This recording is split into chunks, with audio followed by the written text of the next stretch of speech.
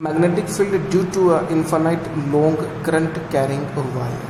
Okay, we want to find out the magnetic field at a point due to the current carrying infinite long wire. Okay, for this we have to consider a straight wire that will represented by the xy. Xy is just a section of the wire. Okay, wire is at infinite long wire. Okay, we have to consider a section of this wire which is represented by x and y only. Okay, तो यहाँ पर हमारे पास late कर लेते हैं, late I is the amount of the electric current flowing through the wire in the vertical upward direction. Now we have to consider a point P at a distance A. We have to consider a point P at a distance A from the wire, which is represented like that. Now we have to consider a small current element.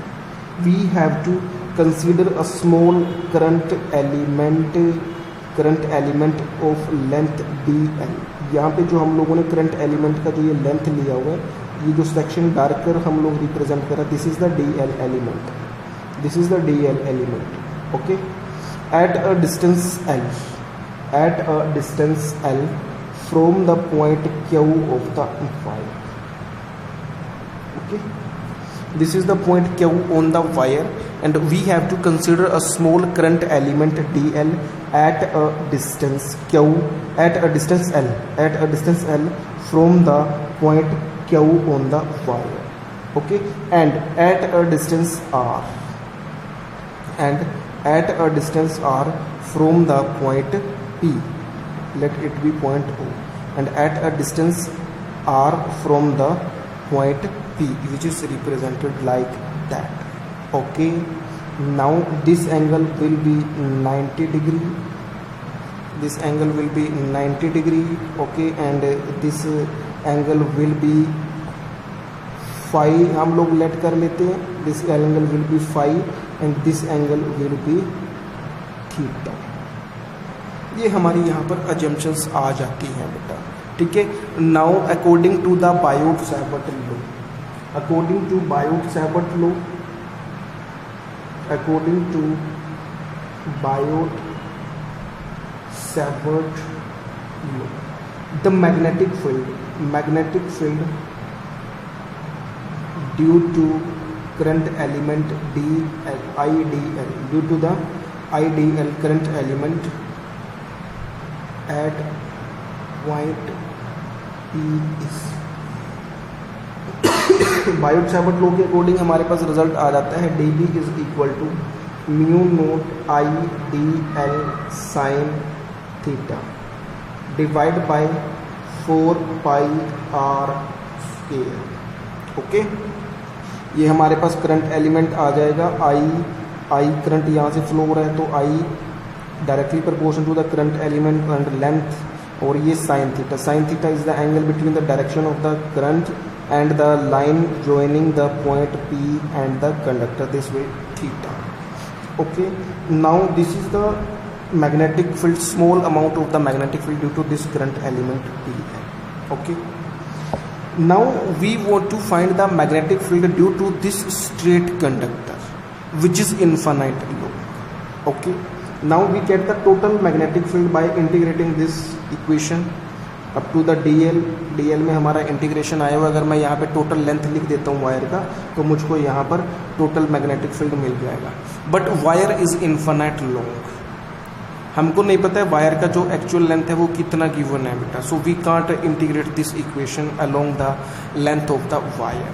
Okay, now how we find out the magnetic field due to this wire. Okay, for this we have to assume that the end of the conductor make the angle with a point P. Okay, with the point P, let the x end of the conductor make an angle with the point P. ठीक है, यहाँ पर ये angle मैं late कर लेता हूँ कि मेरे पास आ रहा है बेटा 5, it will be 5. Okay, similarly second end means y end of the wire make an angle with the line QP, let it be phi 2. Okay. Now if we integrate the length, if we integrate this equation between the angle phi by taking the limit phi 1 to phi 2, then the whole length of the wire will be covered and we get the total magnetic field. अगर मैं इस equation को phi 1 angle से लेकर phi 2 angle तक integrate कर देता हूँ तो मेरा ये टोटल जो लेंथ है वायर का, मैंने अज्यूम किया हुआ है it will be covered. Okay, but our integration is in the length, not in the phi. हमारे पास इक्वेशन में जो इंटीग्रेशन आई हुई है वो dl के अंदर आया हुआ है, स्मॉल लेंथ एलिमेंट है. बट यहाँ पर अगर हम लोग यहाँ पे इंटीग्रेशन की बात करते हैं तो ये फाई की फॉर्म में हम लोग को इंटीग्रेट करना पड़ेगा. तो इस इक्वेशन को सोल्व करने के लिए हम लोगों को कुछ चेंजेस यहाँ पर करने पड़ेंगे. ठीक है, वो चेंजेस किस तरीके से हैं, जो ये इक्वेशन आया हुआ है टोटल इक्वेशन, इस टोटल इक्वेशन को मुझको फाई की फॉर्म में यहाँ पर चेंज करना पड़ेगा. ठीक है, तो इसको हम लोग किस तरीके से कर सकते हैं बेटा, यहाँ पर वो चीज़ हम लोगों को समझनी है. ठीक है, अब यहाँ पर आ जाता है, अगर मैं ट्रायंगल की बात करता हूँ, in right angle triangle O Q P, O Q P, we get theta plus phi. Theta plus phi is equal to 90 degree. थीटा प्लस फाई is equal to 90 degree. That is theta is equal to 90 minus phi. This will be the value of theta. Theta is equal to 90 minus phi. So we can take the value of sin theta. ठीक है, sin theta को मैं क्या लिख सकता हूँ यहाँ पर, sin 90 minus phi. Okay, sine theta मैंने लिया हुआ है और थीटा की वैल्यू यहाँ पर मुझको ये मिल रही है, तो मैं साइन थीटा के प्लेस पर 90 माइनस फाई यहाँ पर लिख सकता हूँ और ये मेरा बन जाएगा बेटा cos phi. Means sine theta is equal to cos phi. Okay, ये इक्वेशन 1 मैं लेट करता हूँ, this is the equation number 2. Okay, sine की वैल्यू आ चुकी है मेरे पास, sine theta is equal to cos phi.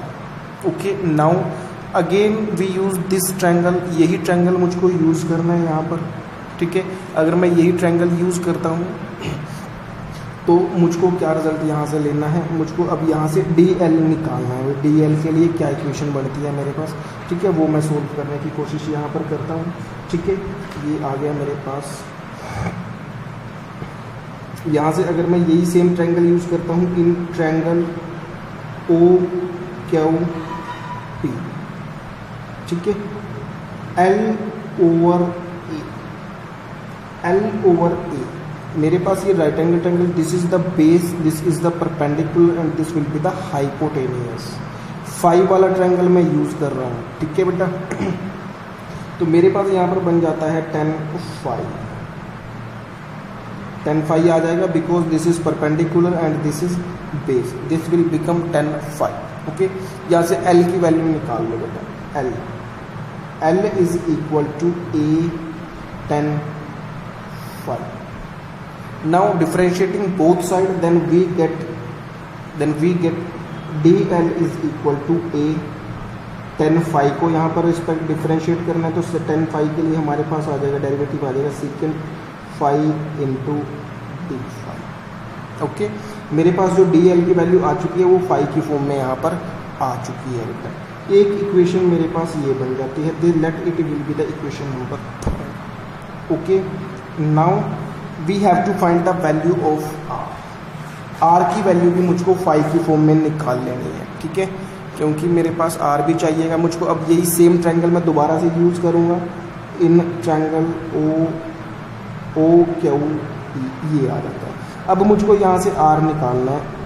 ठीक है, आर के लिए in term of A and phi, तो यहाँ पर मेरे पास बन जाएगा बेटा A over R. A over R, A means base, R means hypotenuse, base over hypotenuse is cos phi. So R is equal to A by cos phi.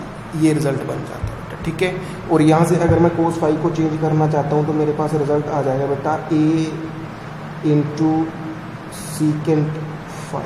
It will be equation number 4. Okay, in this way we get equation number 2, which is sin theta, which give the sin theta in term of phi, and equation number 3 which give the dl in term of phi, and equation number 4 which give r in term of phi. ये जो सभी equations थी हमारे पास, first equations में जो भी variables use हो रहे थे हमारे पास dl, sin phi और r, ये सभी चीज़ें मैंने क्या कर लिया, फाई की फॉर्म में इन सबको चेंज कर दिया है. तो मैं यहाँ पर फाई की वैल्यू को लिख सकता हूँ बेटा. तो इक्वेशन नंबर 1 मेरे पास क्या बन जाएगा बेटा, D B is equal to mu naught I. Okay, D L के लिए मैं इक्वेशन नंबर 3 यूज करता हूँ. डी एल मेरा कितना आ जाएगा यहाँ पे, a secant square phi D phi. Okay, sine theta कितना आया हुआ है हमारे पास, sine theta is equal to cos phi, ये यूज हो जाएगा यहाँ पर. ठीक है, डिवाइड बाय 4 पाई और आर स्क्वायर है, तो आर स्क्वायर की वैल्यू मैं यहाँ से ये यूज वाली करूँगा, R equation number 4.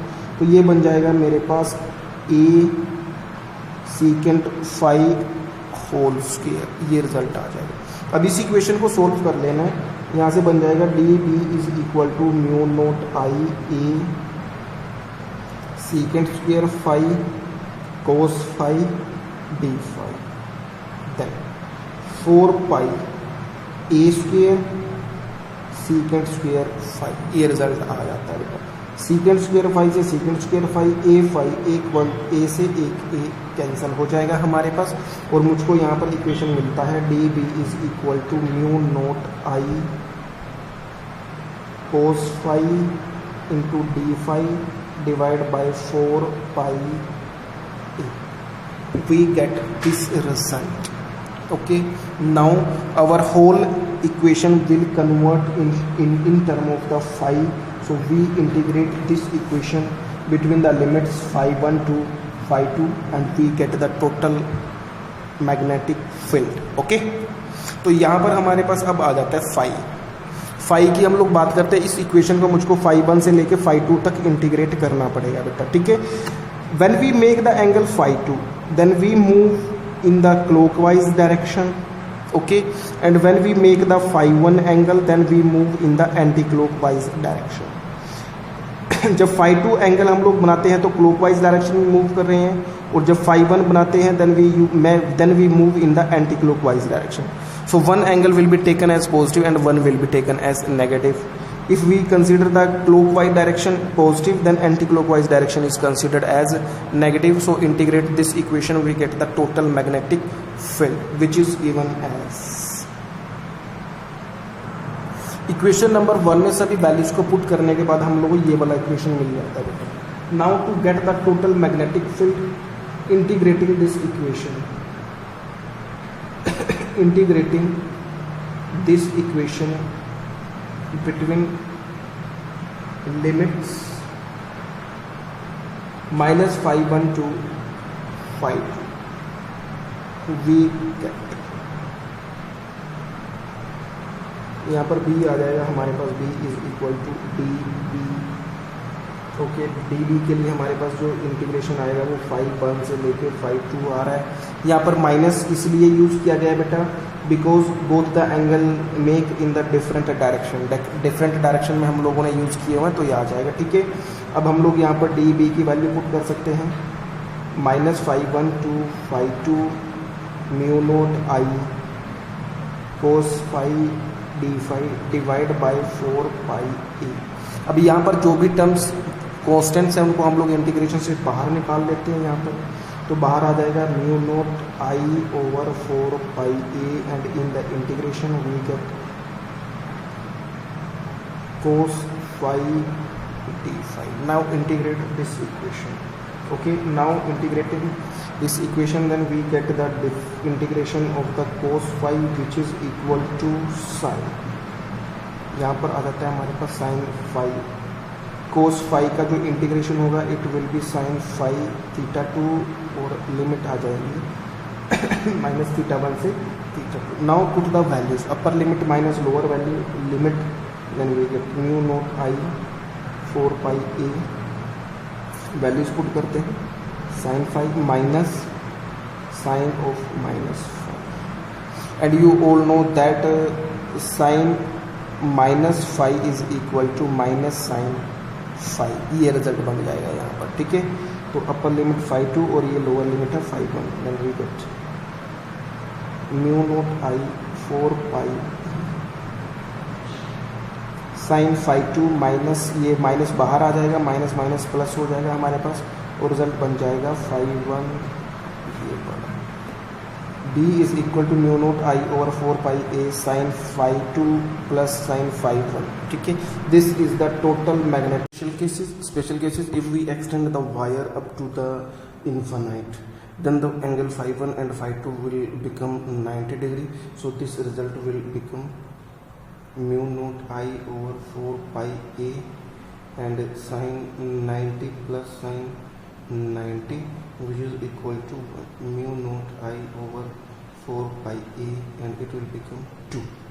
Okay, so this result will become mu naught I over 2 pi a. This is the magnetic field due to a infinite long wire. Okay, infinite long wire first case आ जाता है, फिर second आ जाता है for semi infinite wire, ठीक है. Semi infinite long wire है हमारे पास. सेमी इन्फिनाइट के लिए जैसे मेरे पास ये वायर आ जाती है, इसमें जो ये पॉइंट पी हमारा बना हुआ है, ठीक है.